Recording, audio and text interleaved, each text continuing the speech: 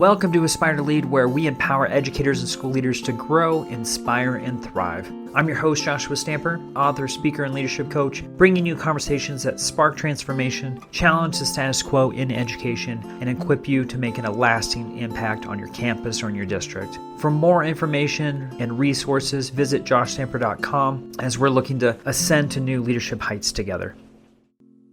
Welcome back to Aspire to Lead, as I have a wonderful and amazing guest, someone who I've actually been on the other side of the mic as a guest on his podcast, and just a brilliant educator. And I'm so excited to have Brandon Jenkins on the podcast today. So with that, Brandon, thank you so much for being here once again to connect. And I can't wait to learn from you.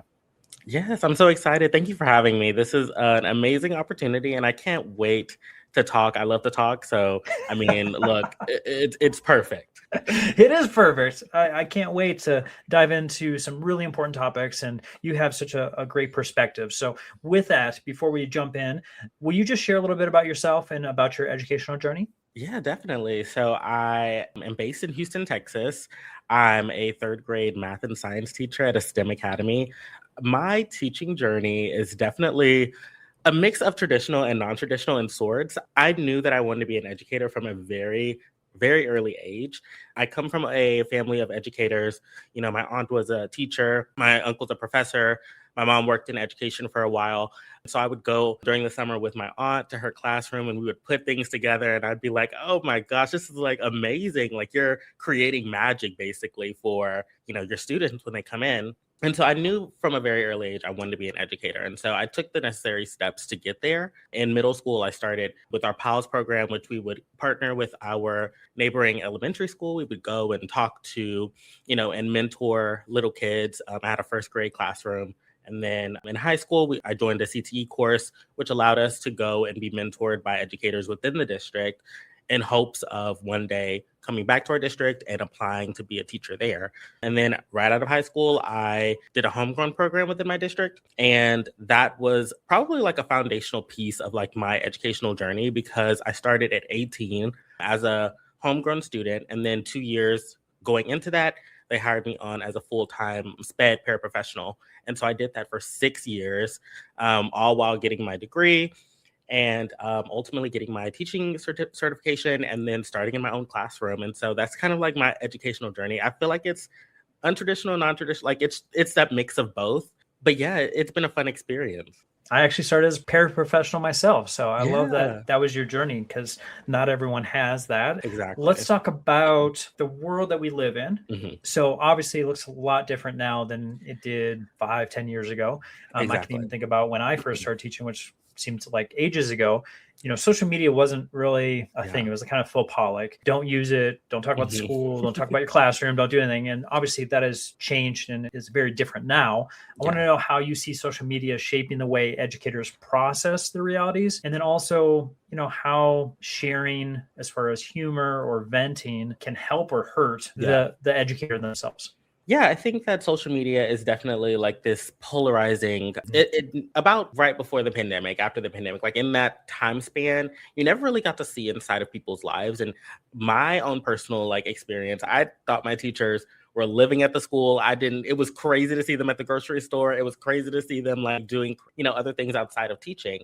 Social media has given kind of like that perspective and that lens to be able to humanize educators more so and realize, I think, for people that always had this connotation of education or educators where they're, these, yes, morally high, like morally sound figures, like these angelic figures, right? And so, yes, that may be the case, but also we do have lives and it gives us an opportunity to share that with people on a day-to-day basis.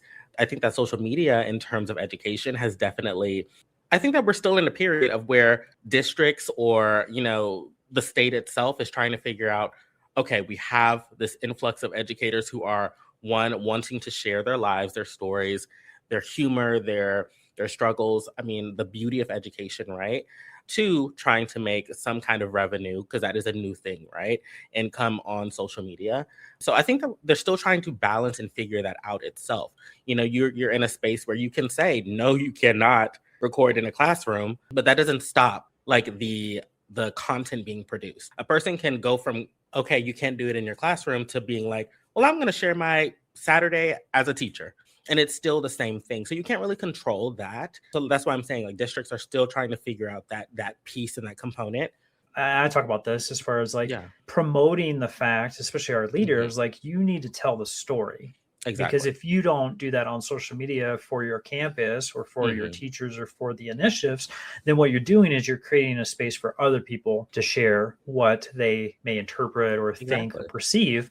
And so if you're not the one that's, pushing that out, social media can be an incredible tool. Yes. But it also can hinder some things too. So yeah. It's that balance. It's definitely that balance.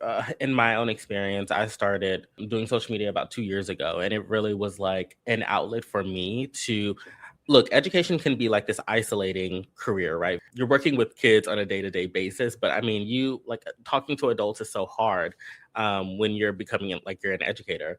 And so I started and I made a silly video one day and it just went with what it was, right? And I was like, wow, I can connect with so many educators and so many people and share my own experiences because we all have different experiences. And like you're saying, it gives an opportunity for people to really like understand the struggles of an educator, to really see the beauty of it as well. Because I think especially now in media and in society, we see like this negative take on educators or teachers, but social media grants the access to be able to look at these teachers and understand that, we do it for so much more than what they may think initially. And so you see the beauty of education in it as well. And so I ran with it and I was like, I get to connect with teachers and in all different areas of the world and understand that the struggle and the challenges are kind of connected in a way, but they're just different based on personal perspective, on demographics, on the location itself.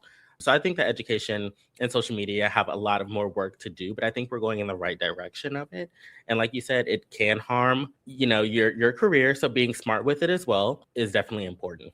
Yeah, like we talk about that like with our students, and Yes. sometimes we need to model that also as the adult, as the educator, because I've seen some things with good intentions that have kind of snowballed into something that's they didn't anticipate. So yeah, that digital citizenship it lives on forever. If it's on the internet, it lives on forever.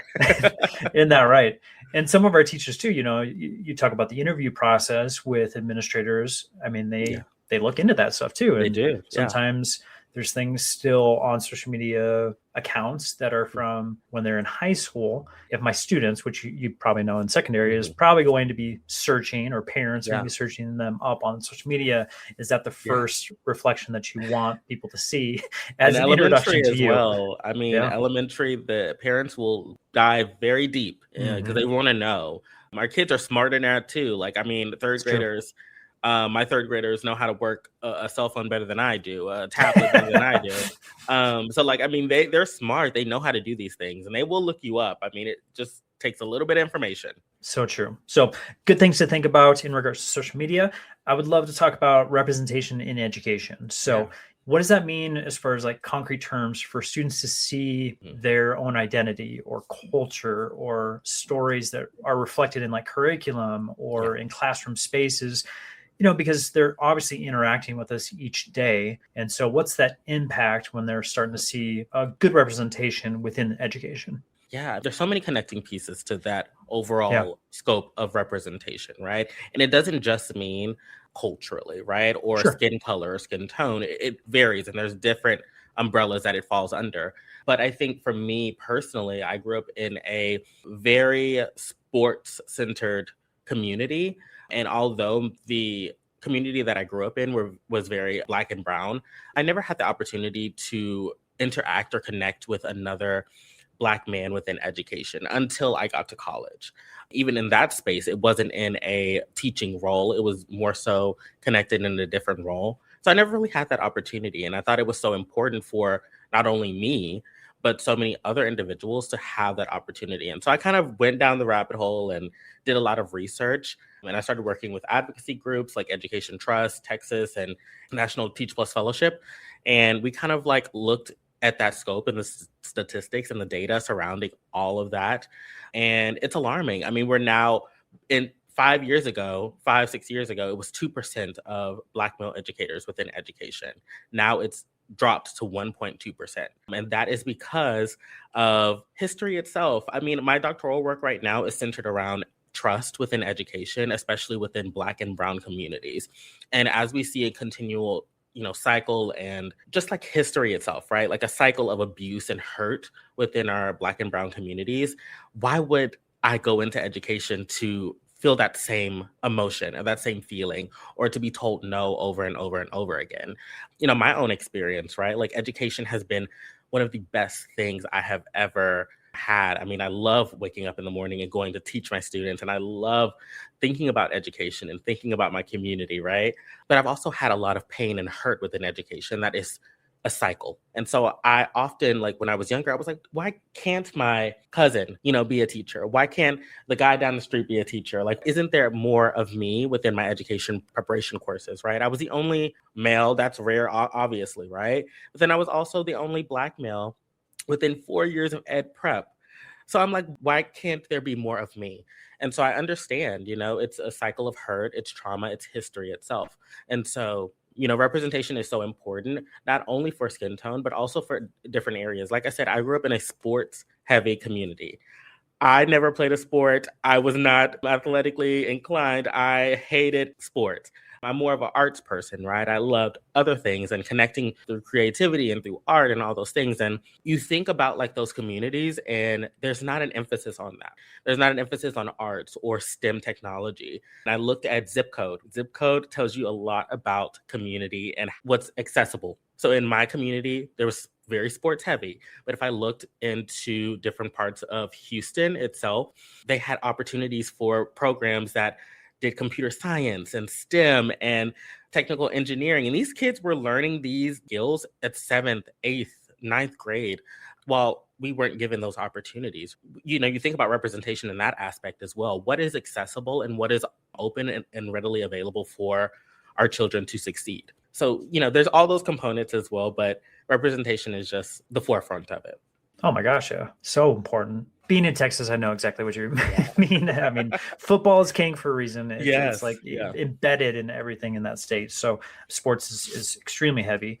But yeah, I couldn't agree more. I mean, honestly, the only reason I graduated high school was due to the arts. I mean, that being available to me was the world. So I think there's a lot of kids that don't have a lot of motivation to go to school. Mm-hmm. And then if they have some of these programs that you're talking about, that might be something that's literally the reason they walk in the doors in the first place. Exactly. Mm-hmm. In addition to the fact that, seeing someone that maybe looks like them or has the same religion or isn't from the same areas, I mean, that makes a huge difference in the lives of a student. So representation in all areas is so, so very important. Yeah, 100%. You had mentioned a very key word, which was creativity. So I want to know about how you use creativity, humor, and storytelling. Talk about real issues in schools. And I know sometimes, like when we can be playful, it opens the door then presenting it in a more serious way. So I would love for you just to share some of those techniques of how you use that creativity, humor, and storytelling to talk about some real difficult things. Yeah. It's not surprising to me or even to like people that I've grown up with. I've always been that creative kid. I mean, when I was very young, I loved reading and writing stories and like being transported into like fantasy world and things that just, I could be able to communicate through different mediums. And, when I went to high school, I did theater and animation and all these different creative outlets. And when I got into teaching, I was like, teaching is a way for me to be creative with my students every day. But then I started and I was like, okay, I can be creative, but there's also like, teaching is so cookie cutter in terms of like how you present, what you present, especially in like Texas, right? I was missing that key component of like, I wanted to feel creative again. I wanted to teach and be an educator and feel that like that spark of, just being creative, right? And so I started posting more, and then I started doing skits, and I was like, oh my God, I love like back into my animation and theater days. So in terms of using creativity to kind of communicate how I feel has always been a key part of myself. And so when I started to realize that, education, there's all these beautiful things about education, but on the backside, there's all these challenges and problems that occur on a day-to-day basis that people outside of education wouldn't even know about. And so being able to tell that story through humor kind of takes the salt of it away, kind of like that sting. And people are laughing and people are like, ah, but then on the back end, they start thinking, right? I've had these conversations with people where they're like, I was laughing at first. And then I'm like, wait, that's something that happens on a day-to-day basis. Talking to my friends who are not educators, talking to my mom, and she's like, I think these videos are so funny. And then she's like, wait, that's actually like the real life of an educator. And I'm like, yes, that is the exact reason that this is happening, right? And so it kind of takes that sting away, but also grants opportunity for discussions to be made. And so it gives opportunities for my comment section to be like these non-educators being like, oh, this is what's happening. And then for other teachers to swoop in and kind of give like more emphasis and more detail into that, which grants both parties an opportunity to see both perspectives and to see eye to eye on things like that. So comedy has always kind of been like a healing, like laughter has always been healing for me. And I think that's kind of like what it has turned into more so with connecting with other people. Okay, so let's dive into the hardship, because obviously teaching, being an educator, being an educational leader, all those things are tough. We know that. And sometimes we can feel very much like we're in isolation. Yeah. And so I would love for you just to talk about, obviously, it's a heavy profession, but there's ways that we can create genuine community or support systems for ourselves. So that way, it's not feeling like we're alone all the time. So for yourself, what have you done to kind of help through that? And maybe it's online or maybe it's in person. I think the foundation of it has been social media and like giving myself time to laugh and reflect and connect with other people. It also has been showing up within my own community, right? Being a pillar within my community and not just saying like, oh, I'm going to show up to the soccer game this Saturday and just be there, right? It's more than that. It's really like investing in your community and calling, the restaurant down the street or calling the business across the way, like, and being like, hey, we have this opportunity for our students. Like, would you be able and willing to participate? And it takes all parties to do so. So it's kind of been that in-person community aspect of it, but also like online as well, and showing up online and communicating and not being afraid. I think authenticity is kind of what's helped me be so successful online, is because people know that I'm not afraid to be myself and to speak up when something is not right, or if it is right, and being able just to communicate that. Yeah, I can think of so many online friends that I have had over the last decade, and some of them have been so pivotal in support. Yeah. I mean, we got connected online, and I'm so grateful for that, because you're amazing.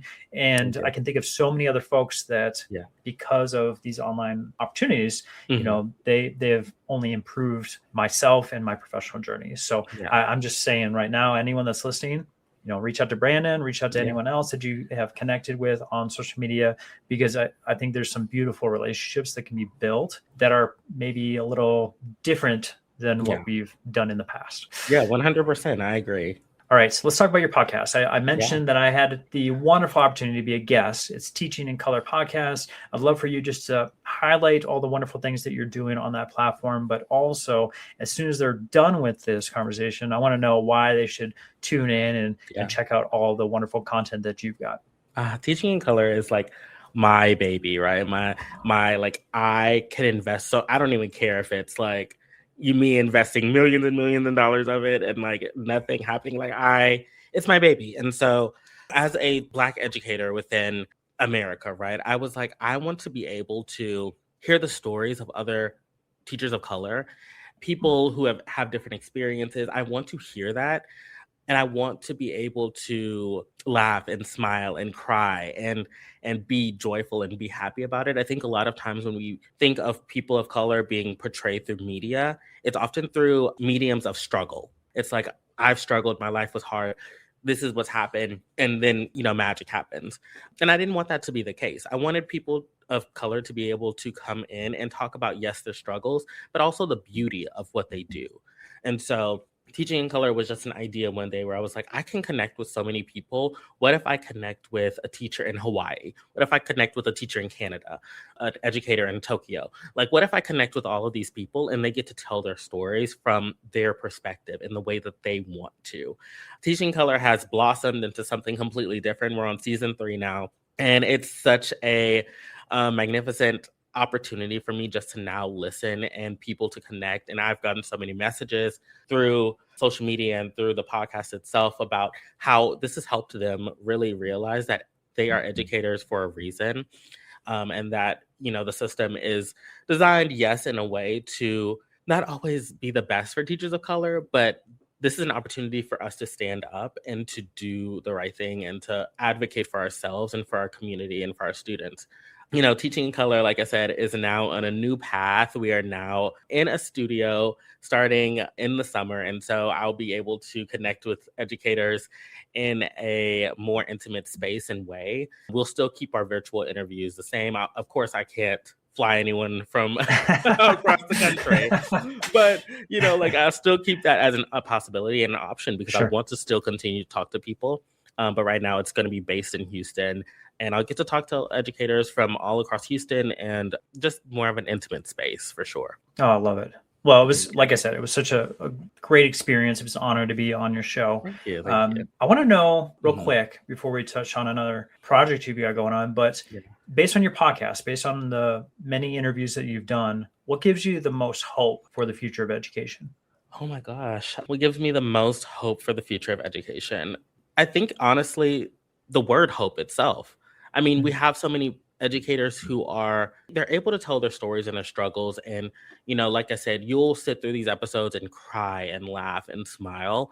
But always at the end of it, there's hope involved, right? They're hopeful for change. They're hopeful for the things, you know, that are around the corner. They understand and know the impact that they have, and they're not scared to do whatever is needed or necessary to make a change within education. And so I think that word hope itself is so important and pivotal when it comes to teaching in color, because every educator that I have interviewed is doing the work right now and will continue to do the work 5 years from now and 10 years from now, and it'll be a legacy passed on. And it really, like I said, it gives hope to the idea of that you're not in this alone. And so I think that's the most pivotal piece of it. Yeah, for sure. All right. Your doctorate program. Yeah. Kudos to you for going through that. I want to just Thank touch on the you. work that you're doing, because I think the topic that you are researching is so important. So do you just mind sharing out, you know, what you are doing within that pursuit of a doctorate? Yes, God, it is the most stressful thing I have ever done in my life, but it has also been the most rewarding as well. So my doctoral work centers around the perception and experience of Black and Brown families in the education system, and all revolving around that word of trust. And so I am able to talk with people of different communities and ask them, why don't you trust education? Like, what has been your experience? Tell me about a little bit more about your life. And so, like I said, the doctoral work has been so crazy. I am the youngest in my cohort, which is just insane to do. I went straight in from my bachelor's and then straight into my master's and straight into my doctoral journey. There's been no breaks. But that's how, like, my life is. I'm like, I have to pick up something and do something now. And it's been insane. And I think I'm happy to be in a space where, like, I'm still absorbing so much. And yeah, it's just been such an amazing journey. I met some amazing people. And like I said, that doctoral work itself that's centered around trust in education, I think has never been really spoken about in terms of like the history itself. So yeah, I'm super excited. Awesome. Well, we're going to talk about your social media, you know, Yeah. how people can connect with you in just a little bit. I Awesome. also want you to share a little bit about the content, because I think Mhm. you had touched on it a little bit, but I want you to expand on that. But Yeah. before we do that, Brandon, I like to come back to this question for all of Yeah. my guests, which is for our aspiring leaders, our current leaders who are listening. If there's an actual item that they can do to help their leadership journey tomorrow or next week, what would you recommend? I would recommend grabbing a notebook, a journal, a pen, and mapping out and finding out your story. I think that many a times we go through life and we never actually discuss and think and reflect on our own experiences and how that shapes who we are moving forward. I did this actually like last year, and I took a journal and I was like, okay, what is my story? Like, if someone were to come up to me, a random person, and ask me, what is my story? Like, what am I going to tell them? And it was a jumble of like memories and words and things that, I was like, I don't even know how to tell my own story. And so, being able to sit down and write down every experience, big or small, that shaped your life and shaped who you are. I think that's so important because you're able to go into, the school or the district or to state or wherever you're going within education and be able to tell your story in a way that will connect with people. And I think that doing that has helped me in my own personal life be able to find out who I am and be able to translate that into my classroom. So I think that's so important for sure. Just grabbing a pen and a paper and writing down your life and creating your story, your business pitch, your elevator pitch. Yeah. Yeah, your elevator pitch. Yeah. Well, and then also as you do that, I don't know, I've done this before too. I think it's great practice is that it also kind of helps you map out the future. Yes. I had some things where I was like, oh, these are assumptions and beliefs that will just occur. And then I start laying it out. I'm like, well, is that the direction I want to go? Or is that just the assumed pathway that is being put on me by other people or the districts, right? So, sometimes that life planning and mapping kind of helps through that reflective process too. So I love that as a practice. Let's dive into your social media platform because we touched on it as far as like creating humorous and reflective content, but I also think it resonates with a lot of other educators nationwide. So will you just share, what that is? I've been flashing it for those who are watching YouTube, but I'd love for you to share out how people can connect with you, but then also about the content that you create. Yeah, so people can connect with me at All About Brandon. It's the same across many platforms. But, the content is centered around humor and comedy and the realness of education. Like, it's all about the day-to-day struggle presented in a comedic way and stance. What you'll see throughout my page is a lot of funny content, right? Like day-to-day practices, people fighting with the printer, right? Those are like things that we deal with on a day-to-day. But then you'll also sit down and you'll hear me speak about what people outside of education think about educators, right? Or, things that we say out of context or things like that. So it's always that realness, but presented with that bow of comedy. Like I said, taking the salt and the sting out of it, but also still being authentically like myself and being real about it. And so you'll see that throughout my social media. And so, you could definitely connect with me at All About Brandon. I love talking to people, like I said. So ask me any questions, anything, I'm here to yap. So we will make sure that everything is in the show notes for folks to be able to connect with you on social media. I'll also put a link to your podcast because I definitely want folks to check that out. PD in your pocket, right? So folks need to be growing and finding these stories to provide hope, like we talked about. I think that is huge. I think if I've gathered anything from this conversation, it's gathering hope, making sure that you have humor in those conversations that can be tough, but then also to make connections because we cannot do this work alone. Exactly. And I'm so glad I connected with you, Brandon. You are an amazing person. I love the work that you're doing. I think it's so important. And I hope everyone that's listening is connecting with you as soon as possible. With that, I just wanted to thank you for the work that you're doing, how much of an impact it's making, not only in the Houston area, but all over this nation, and for just being an amazing person. Thank you so much. This has been amazing. And thank you for connecting. I mean, on both ends, it has been amazing. And, Joshua, thank you so much. I mean, you have definitely given me a lot of wisdom and insight.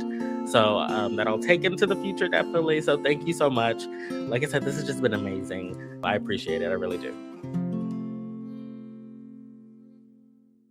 This podcast is a proud member of the Teach Better Podcast Network. Better today, better tomorrow, and the podcast to get you there. Explore more podcasts at www.teachbetterpodcastnetwork.com. We'll see you on the next episode.